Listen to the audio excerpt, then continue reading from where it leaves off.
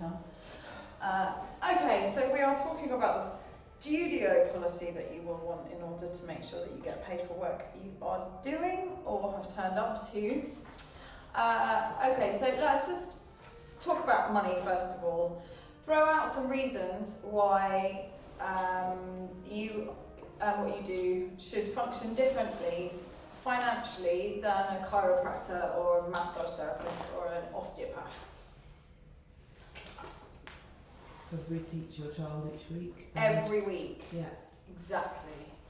If you give 6 weeks notice for a cancellation, how does that help us? Maybe can you rearrange someone else? You could. So if you have someone who gives you lots of notice and you can swap them with the end of your day child or the beginning of your day child, then you can organise your time so that you come into work later or leave work earlier, in which case you may choose to not charge that parent for that lesson. But at the end of the day, if you have to earn a certain amount of money every month to live on, and the parents sign up to pay a certain amount of money every month for their lessons, what they're paying you for is their time every week, whether or not they use it. Just like if you go on holiday during term time and you're in private school, you still have to pay your school fees, because they can't just get an extra kid in for that class for 1 week while you're skiing in Provence or whatever.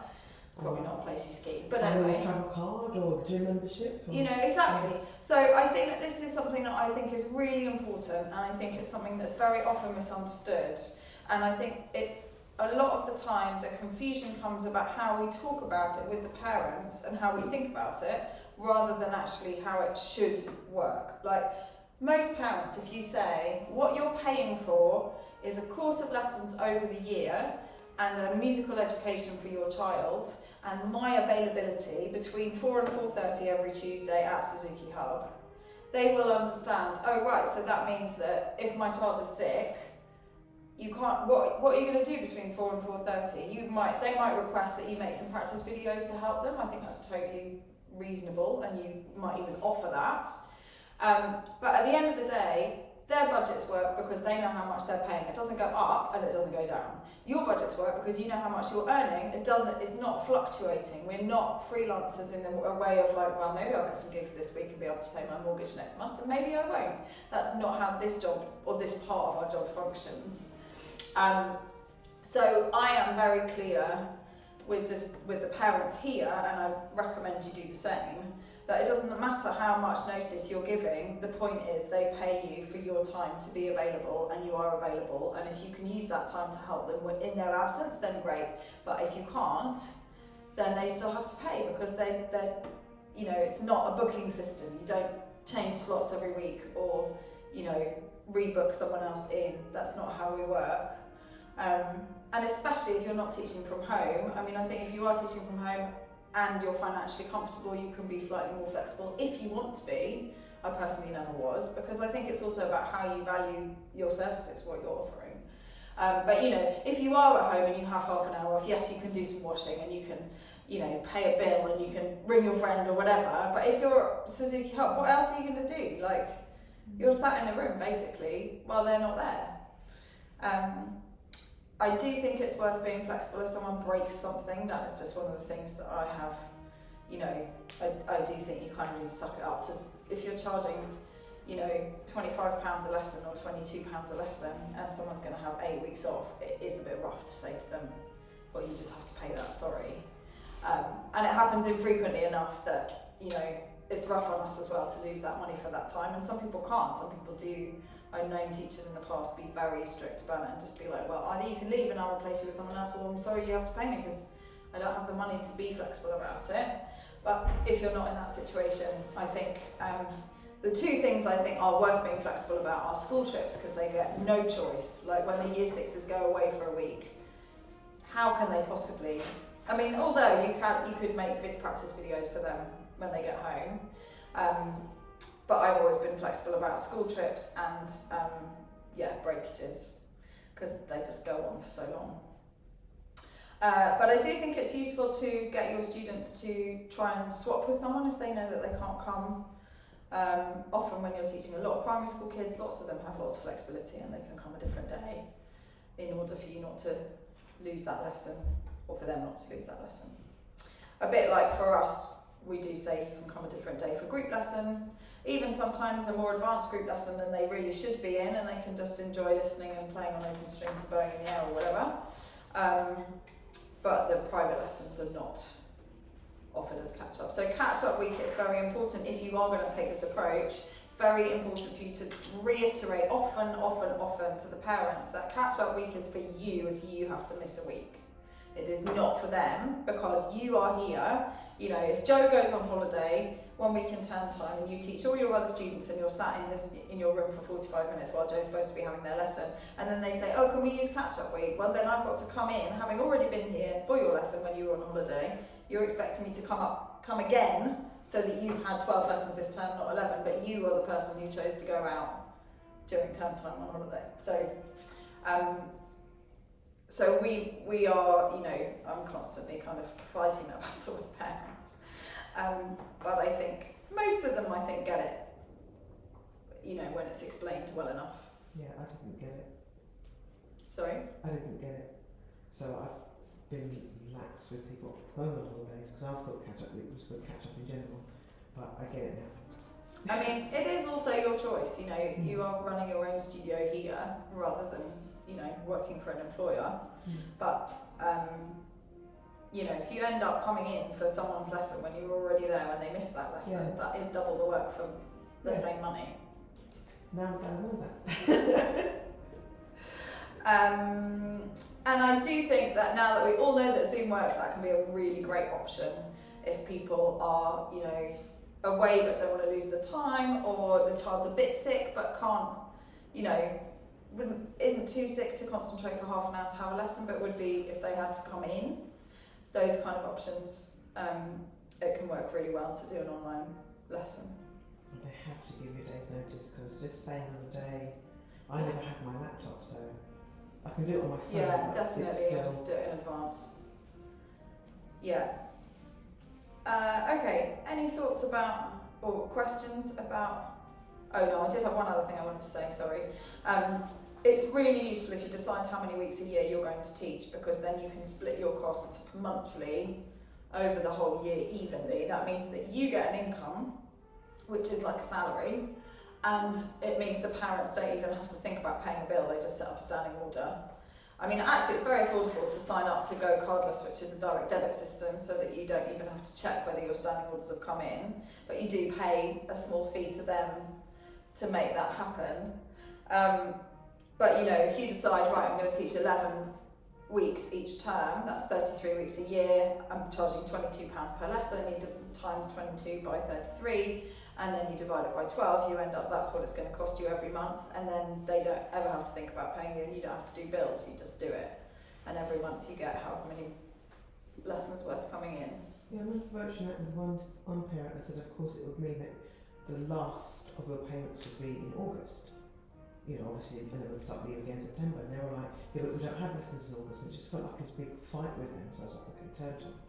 But actually, I would prefer to get paid monthly, even if...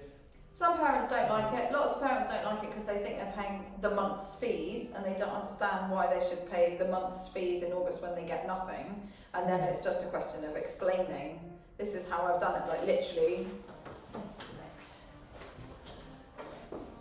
Okay, so let's say you're a really expensive teacher and you're charging £30 per half an hour, and you're very hard working and you're going to do 40 weeks a year. No.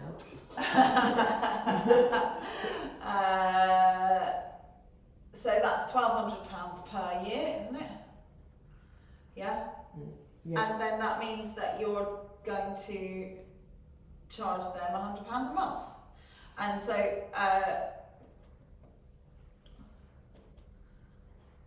and then they can see, like, okay, so then if you wanted to do like a timeline, then you would kind of go, okay, well,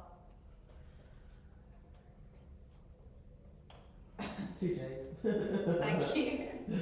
That you might have, well, you've got the holidays, so 3, half term, 3, 4, how many have I got up to? 7, 13, So 2. none. Well, 2. You have 2 in April. Well, it depends when the Easter holidays is. Yeah, but it's not a month, is it? Private schools, if you're only teaching 33 weeks a year, I said we were teaching 40, okay. Yeah. Well, anyway, you just work it out, but August is always going to be 0. No one's ever going to teach 40 weeks a year, please don't, it's going to kill you. But, you know, then you can look at it and you can say, okay, so instead of me doing a bill every month, this is how I've worked it out. Instead of me going, oh, well, it's going to be, you know, £90 in January and then 120 in March, and having to send you a bill every month for a different amount, we just guarantee it for the year, and then I will just make sure that I take the register and I know when you've come and when you haven't come, and if you've missed any lessons. If I've missed any lessons, then I'll do a catch-up week the following term.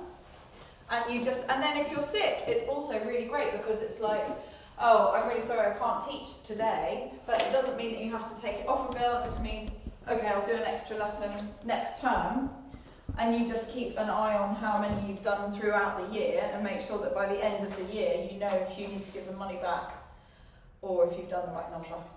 Yeah, so if the person leaves... Do you invoices then? Do you invoice the parents then? I only invoice the people who pay termly, not monthly. And out of my, I think I have about 12 students. How many have I got that invoice? 5? And so for them, I do an invoice each term, but I do always say that they can pay it in 2 halves if they prefer, because a term, especially if you're on 3/4 of an hour or even an hour, is a huge amount of money if it's a 12-week term. And even though they're not paying monthly. But I think it's the other way is to get people to pay monthly, is to say, look, I'm going to bill you 3 times a year. In that scenario, it's going to be £400 a time, or you can pay £100 a month. I mean, I just do it every time. I just invoice them for 10 lessons at a time. Just that. Wouldn't it be easier to pay lesson? no. Because, okay, so we're going to come back to that in a minute. But keep a register. Isn't that really annoying when you've got 9 and then you've got 1 carried over for the next year? Yeah. Oh no, I'm struggling with my whole system. Okay, well, this is a good time to have this conversation then, because this system is very good, especially for the lessons that are given here, because you know that you're going to teach 34 weeks a year, because that's what we request. So, you know, the term dates are set, and if you're sick, you've got catch-up week. It's very unusual that you wouldn't be able to get the right number of lessons in each term, unless you're doing the BSMA training on the weekends and teaching here on Saturday. Could you just divide the 34 by say 6 payments from the very beginning, and then just say these are the days that this needs to be paid, and then it's just done from the very beginning? Wouldn't that be so much easier? Why 6 rather than 12? Well, no, I'm saying, but you know what I mean, No, I'm not being facetious. I'm being genuine. Why, if you're going to work out what the total is and divide it, why wouldn't you just pay every month? No. So why shouldn't we accept payments once a week? What are the problems with just paying at your lesson? Here's my 23 quid or whatever.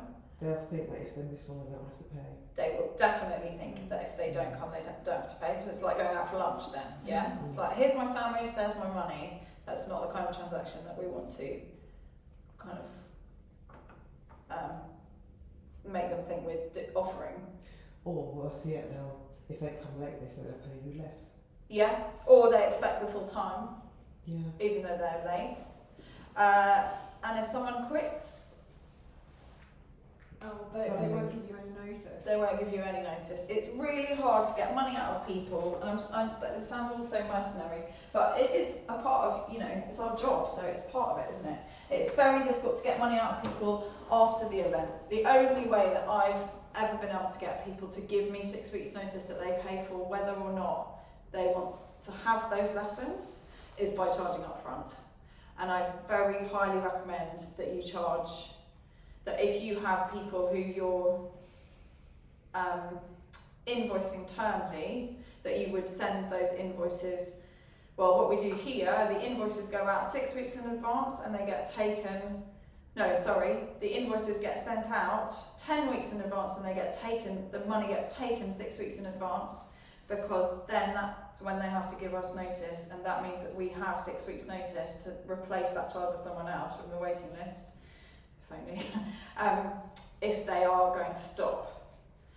Otherwise, you end up, if your fees are due on the first day of term, or even once you've already started, or let alone, oh my god, horrendous in retrospect, someone will come, you know, miss 3 lessons, and then they'll be like, oh yeah, here are my fees, I've taken off the 3 lessons that I've missed. Or if they decide to stop, they'll be like, thanks very much for everything, we're not coming back. And you will not get any money for your notice period, and you probably won't get paid for the ones that you haven't been able to deliver, even if you've been there. So getting paid up front is the magic ticket to actually making sure that you do get paid for what you're offering. And I think that's a really, really good phrase, this is what I'm offering you. Because if you say you're paying for the lessons you've had and then they don't have them, what do you say? Well, actually it's about the offer, isn't it? Like, I was here offering it to you, whether you took it up or not, that's up to you. But what you pay for is my offer. Couldn't you just, if the parents are like getting really agitated and everything about the whole parent thing, and they're confused and everything, can't you say, this is literally like school? I just say, this is literally like school, like. Yeah, you absolutely Like can say school. that, but most parents here are not paying for school, so that won't really help them. No. Also, I want to say, all of this stuff is to avoid arguments and confusion about money. All of this, like, the point of having a studio policy is like, oh, well, if you're confused, if someone says, oh, yeah, can you give me that money back for that lesson because we went on holiday, you can say, sorry, let me just remind you, you can look at my studio policy online, you've signed it. Like, no, you can't. And then once they've realised, whereas if you don't have a studio policy and you don't make anyone sign anything, and then you have that conversation afterwards, they're like, but like, this is rubbish, why are you charging me for something I didn't have? And then you have to, and then everyone's on the back foot, and someone's defensive and someone's on the, you know, aggro, and that's really, can just be really awful. And then most of us just end up going, yeah, don't worry about it, it's fine, because we don't like to have a fight. But then, you know, you lose out because you haven't been clear enough, you haven't been organised enough, and you haven't stood up for yourself enough. Whereas if you do all of this in advance, you know, I mean, I haven't had a fight with anyone about, not a fight, I haven't had a disagreement about fees with anyone of my students' parents for about 12 years. And I'm sure that is partly because, you know, I'm a boss lady and people are scared of me, so they don't want to tell me that they disagree with me. They just go and mumble and grumble in private. Fine, I don't care. But it is also because it's like, yeah, here's the policy, this is how my fees work, this is how we're going to do it. If you can't come, this is what I can offer you instead. And, you know, yeah, the last time I had a conversation about money not being paid when it should have been was about a child who was on a school trip, and it did make me think, yeah, actually that is kind of fair enough for me to be flexible about that one thing that might happen once a year, because they have no choice about that. They can't bring their kid home, they can't send their kid with an instrument to do an online lesson from, you know, Outward Bound camp or whatever. So if they're paying monthly, do they pay a month in advance? Yeah. Okay. Yeah, mine do. As in, they pay for the January fees on the 1st of January, Yeah. not on the 1st of December. You could make it the 1st of December. But if they're paying monthly, I do trust them to give me the month's notice, 6 weeks notice period. So again, if you, you know, it depends how full on you want to be about the finances. If you really want to protect yourself, if you really need to protect yourself financially from any kind of loss, then the only way to make sure you get that 6 weeks notice is to take all of your fees 6 weeks in advance. And then when they finish with you, whether they're 18 or whether they stop, to not charge them for the last 6 weeks that you're delivering. But I think most people who are happy to pay monthly, it's a more trusting situation, isn't it? Because it's like you trust that, you know, if your teacher cancels, that they will make it up another time, and you trust that if they decide to quit at a point in the year where they've paid for lessons that they haven't yet had, or that they've not paid for lessons they have had yet, you know, because it fluctuates throughout the year, that you would work out their final invoice and expect that to be paid.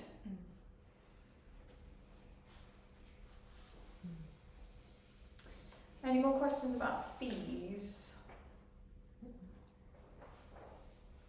I mean, the other thing I have heard some teachers do is have a deposit that is basically your 6 weeks notice that gets held by the teacher until you leave, which is the equivalent, I guess, of paying in advance. But when it says you don't have to pay again to do your notice. Sorry? I suppose when you're given your notice, you then don't have to pay again for something you're not going to get, so they can divert their funds elsewhere if they need to, but they still have lessons, or they can choose to walk away. I think the other thing about the notice period is one of the reasons that I request a notice period is not because my finances are so, although they are, precarious, but also because I want them to have 6 weeks where we can try and turn it around. Whereas if you don't have a notice period and they say, this is really not working for us, we're going to stop, and you go, oh, that's really sad, can you come on Tuesday and say goodbye? You're not going to turn it around for them in that time. Whereas if you're like, we've got 6 lessons that you've paid for, let's keep going, and I'm going to spend as much time as I can trying to help you get your practice in order, or make the child reinvigorated with motivation, or whatever the thing is, trying to work out why it's gone wrong. And that is, often that has worked for me, and I've stopped someone quitting, not always. When I think if I hadn't had a notice period and they'd just been able to say, thanks very much, goodbye, then they would have stopped.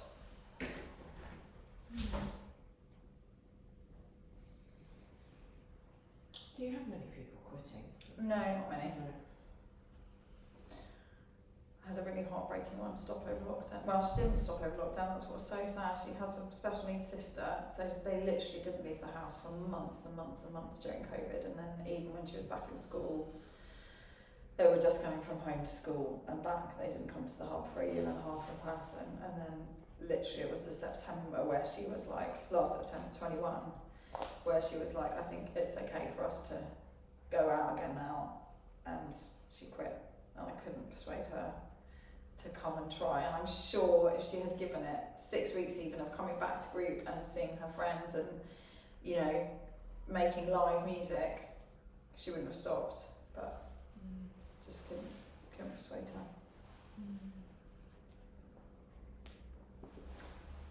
What can you do?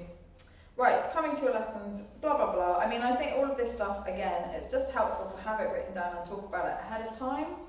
And things like mobile phones, it's really useful to say in advance, can you use a notebook so that we can look back and say, oh look, Odysseus, you're doing so well. A year ago you were only learning like your own, now you're on Minuet 1. Rather than like, in theory you could do the same thing on your phone, but it doesn't really, we don't really use phones like that. So I think that's quite a good way to get people off their phone, and then you know that they're not on Facebook while you're teaching their child and they're supposed to be paying attention. And both those blokes, Odysseus and Mountains, definitely take notes on their phone. Have you asked them not to? No. So you could talk to them and say, Kate said in our training that one of the really nice things about the notebooks is this, and I hadn't thought about that before, so do you think we could change over? I have checked. Because it is a really nice way, I mean, it's not only about distrust, it is genuine as well. It's a really nice thing for the kids to be able to look back over what they were doing ages ago and see how much progress they've made. I think the other benefit of the notebook is that not just for the kids to look back over it, but actually to double check, because once they get to a certain age, I mean, those 2 boys I'm talking about are very bright, and they're quite capable of taking a little bit of responsibility for their own practice. Yeah. And I know they've had arguments occasionally about what I said. Yeah, that's definitely true. Something else. Yeah. And then things like, you will have public liability insurance as part of your British Suzuki Music Association membership. Has everyone got that sorted now? Oh no, she never replied to me. For God's sake. I'll do it again. I don't think I sent the direct debit form with it. And I was going to ask, what do we put, because it's got sort of recurring payment or something, what do we put there? I've got the form with me. Let me have a look. Kit, did you sort that out? No, yeah. Okay.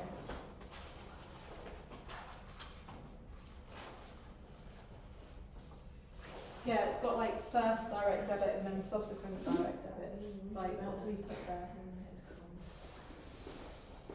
Yeah, it was bad. Like, I wasn't really sure if this was something Yeah, that we it's not had to bad. send in with the form that you attached to the email. Break again, so it was a bit annoying. It's just really like archaic, I think. Yeah. I don't know, I'm afraid. I mean, our direct debit system, you just go onto the computer and put your bank details in. Do you have to pay? Like, for example, the 21st century. Yeah, Yeah, it's £100 a year. £100 a year. Oh, so it's not like, is it £20 a month or whatever? Once you pay the 100, it's... So for first direct debit, would I just put £100 and then frequency once per year? Something Yeah, I guess so. But also, it depends when they're going to take it. I think they take it in April, so if you get it in now, you'll get your first 6 months free.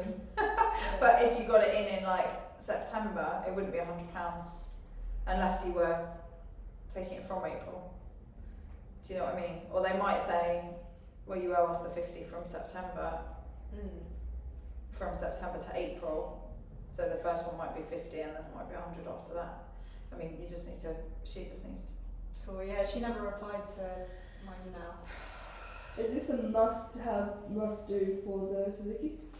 Yes, I'm afraid so. What's her name It's again? in the membership form that you filled in when you joined the course. In fact, talking of things that could have. What's her name again? Nikki Chapman. Nikki Chapman. You really think I filled out those forms, Kate?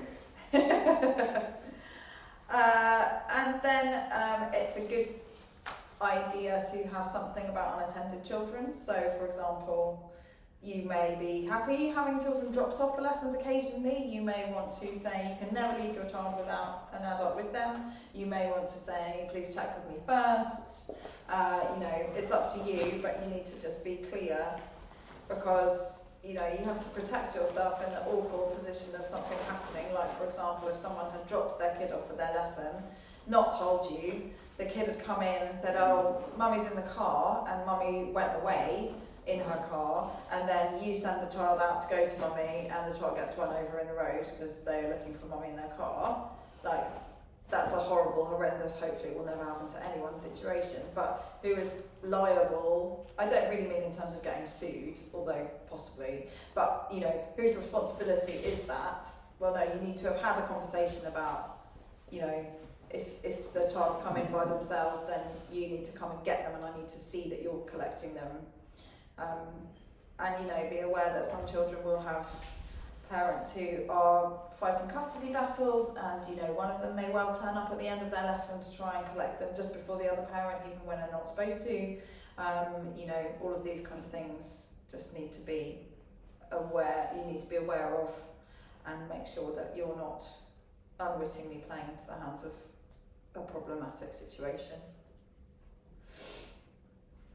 And photo and video permission. You must have permission to post anything anywhere of the child. In fact, you're supposed to have permission to take even photos on your own phone, even if that's to then send to the parent.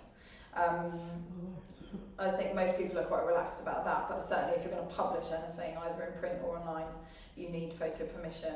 And this says, I just want to be really clear about this. This says all students may have their blah blah blah. Please email me if you want to opt out. But this is in addition. We have a photo permission form, so you can't just say unless you tell me not to. I'm going to use photos of you. Well, you can. I think legally that's not illegal, but it's not best practice. Best practice is please may I take photos of your child? Yes, you may, or no, you may not. And then a reminder like this somewhere else that they need to make sure that they are clear with you, and you need to check that you've got permission before you publish anything. Definitely do that for your personal phones. I remember one time when my phone was stolen. Oh no, it wasn't my phone, it was my camera that I had at the time. It was stolen, and I was at Creamfields, and my first thought was, I've got all these students' pictures. Most of them were hands and stuff, but some of them were of the children. I thought, I have no idea where those photos are now. Hopefully they were just deleted by whoever took it, but you don't know. I mean, the thing is, like, the guidance about putting photos online of children is that you must never publish the full name of the child. So if you have, like, you know, Kate Conway and a photo of the child, you would blur out the sticker. Mostly, best practice is you just put the first name on the sticker, and that is fine to publish online as long as you've got permission from the parent. Even if you do have permission from the parent, you wouldn't publish with the whole name. And it's supposed, like, basically they're supposed to be only one item of information about that child. So if they're in a school uniform, you shouldn't really have their first name, because they can put together, in theory, to find that child. And this isn't really about, like, paedophilia. This is more about custody battles, or a child who may be looked after, whose birth parents might be looking for them, disagreeing with social services having taken them away. This is stuff that you may not know is happening, and if you publish something, I mean, it's very unlikely that you would get photo permission for a looked after child, i.e. a child in care, to be published online. Mostly those foster parents and stuff would say, no, you can't. But if you did, for example, if you have someone who's, you know, quite relaxed about that, or maybe they don't even know the whole situation, or maybe the situation changes while they're in your care, the idea is that you're supposed to only have one piece of information. So you may have their first name on a label, but then they should be in their own clothes and should not be able to see what school they went to, you know, or if you can see their school uniform, then they shouldn't have a label. Blah, blah, blah. In the vast majority of cases, it makes absolutely no difference, and it's completely fine. You know, you can't actually harm a child through having their photo.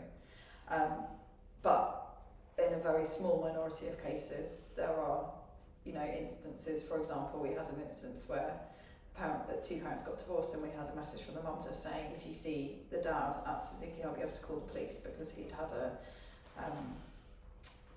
what's it called? Order of protection. No, like the restraining order. Thank you. Restraining order against him, served against him for the mother and the children, and he was turning up all over the place trying to take kids. And so that, you know, if you imagine you're in a lesson and this child comes in, and you know, you just do not want to be part of putting the child in that situation. And you don't want to be involved because it gets physical as well. Exactly. Yeah. Yeah, so I think those are the main points: is photo permission, fees, and your policies on how much notice you need to give, when you come, blah, blah, blah. But I do really, really highly recommend that you get it sorted in advance, so that you are protected and you've got an agreement with that parent and they've signed up to it. And if they don't feel it's fair, then you don't start lessons with them, and that's fine. And you can say perfectly pleasantly, okay, well, this is how I work. If you want to go, there are lots of teachers who don't have such strict rules. You can go and find one of them. That's absolutely fine. Obviously not here, because I would be like, no, this is an organisation-wide decision. But, you know, I think particularly the people who pay the bills are often the people who don't want to be doing the music so much. It's often quite, like, divided, that someone's working a lot of hours to pay for expensive things like Suzuki, and then the other person is bringing them to Suzuki, and sometimes they say things like, well, you know, if my child hasn't had this lesson, I don't want to pay for it. And you can kind of say, well, what about when you go to work, if you just had to cope with a £300, you know, either you might make £300 more or £300 less this month, would that be fine with you? Because that's what you're asking me to do with my income, and that doesn't seem fair. And then they're like, oh yeah, that's true. Imagine if I couldn't guarantee paying my mortgage, that would be stressful. Yeah, I see what you mean. Any questions, or we can stop? Okay, good. That was fascinating, wasn't it? It's the really dry bit.